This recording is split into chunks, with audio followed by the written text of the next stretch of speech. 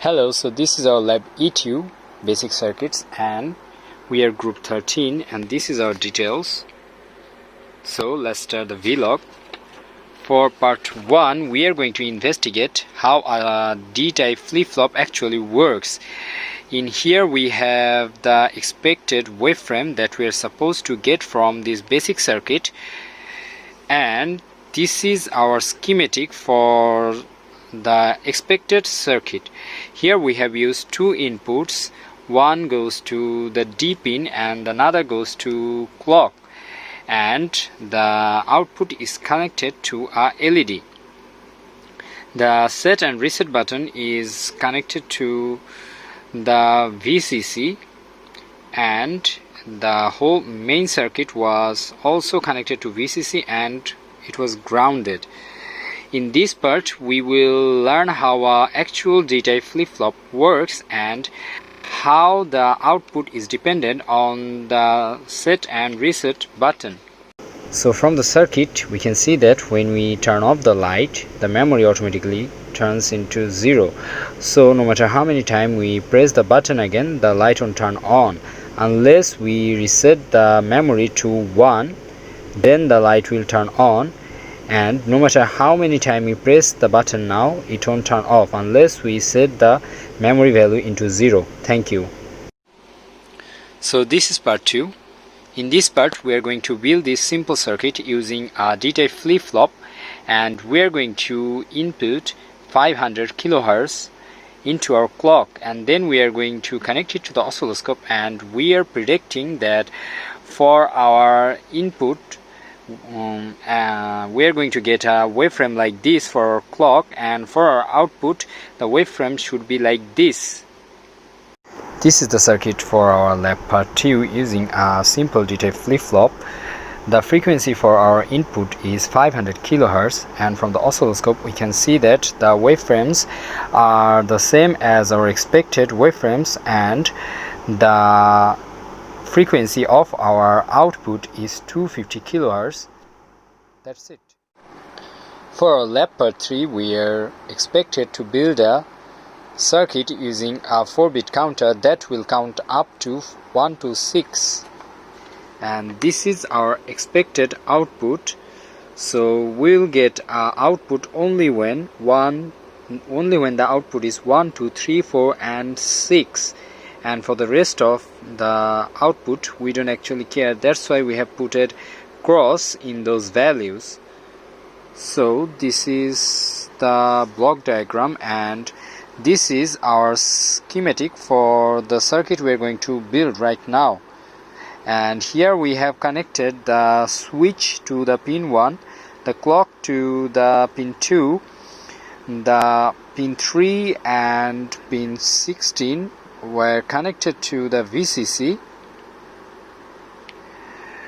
From pin 4 to 6 and 8 were grounded. Pin 7 was connected to another switch, and the output came from the pin 14, 13, 12 and 11. And for the pin 10 we have another switch which we don't actually need, so we have also connected it to the VCC.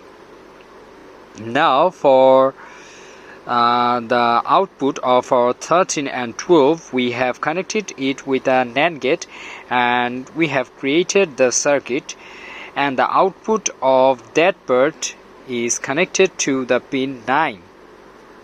So that's the schematic for our part 3. The circuit for part 3, the output is supposed to be from 1 to 6, so we can see that the output is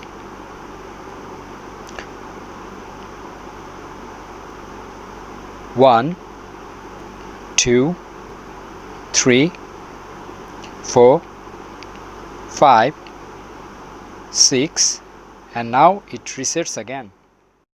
For our part 4, we are supposed to create a circuit that takes 3-bit binary number as input and produces a 4-bit output that is connected to the DI module having 7 LED lights, And here we have been given with a table that shows how the die roll should work. So from the table we can see our circuit should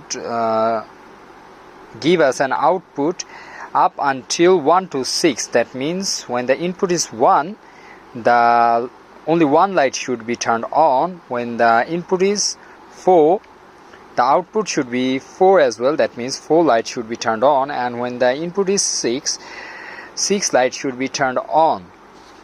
So for this purpose, here we can see all the outputs and how they should look like, and using that values we have created our schematic circuit. So here we have used 2 NAND gates for our output at the B and 2 NOR gates for our output at the point D, and for point A the input for Q0 is directly connected, and also for the input Q2 is directly connected to the output C. The circuit for part 4, so we can see when the input is 1, the output is 1. When the input is 2, the output is 2. When the input is 3, the output is 3. When the input is 4, the output is 4. When the input is 5,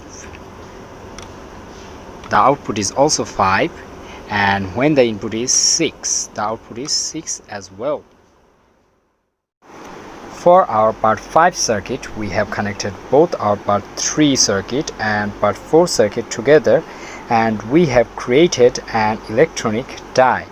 So now we can see that we are getting an output from the die module automatically. So now we can see that when the output in our LED module is from 1 to 6, the output in our die module is also working accordingly. So that means the circuit